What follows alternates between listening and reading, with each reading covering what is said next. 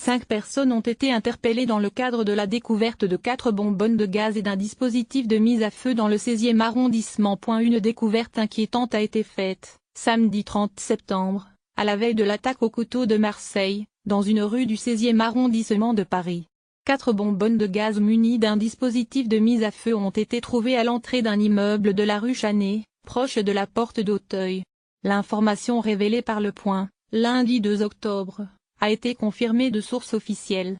Un dispositif dont la puissance aurait pu faire d'énormes dégâts et tuer s'il avait fonctionné. Par chance, la mise à feu n'a pas marché. C'est un locataire de l'immeuble, réveillé par du bruit et une très forte odeur d'essence, qui a découvert les bonbonnes vers 4h30 du matin. En sortant de chez lui, il a trouvé le dispositif confectionné au moyen d'un téléphone portable relié aux bonbonnes, elles-mêmes recouvertes d'hydrocarbures.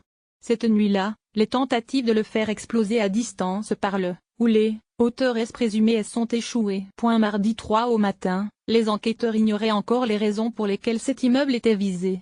Il n'abrite aucune société, organisation ou personnalité susceptible d'être prise pour cible.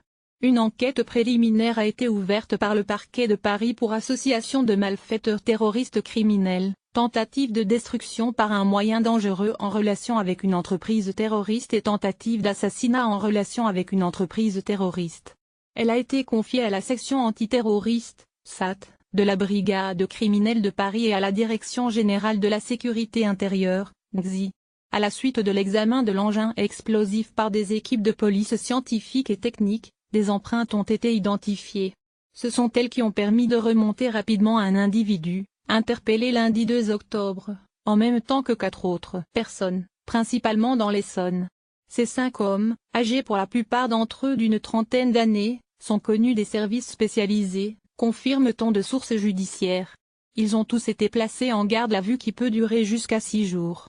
L'un d'eux était inscrit au fichier des signalements pour la prévention de la radicalisation à caractère terroriste, FSPRT, a par ailleurs indiqué le ministre de l'Intérieur, Gérard Collomb, sur France Inter, mardi 3 octobre. La découverte d'un dispositif explosif avec ce degré de sophistication, à Paris, samedi, vient confirmer les inquiétudes de beaucoup de spécialistes.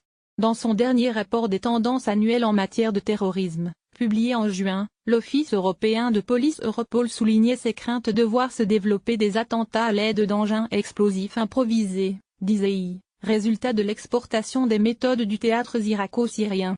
Début septembre, un atelier clandestin de confection d'explosifs avait été découvert fortuitement à Villejuif, Val-de-Marne, avec de quoi fabriquer 3 à 4 kilos de tat en vue de préparer un attentat.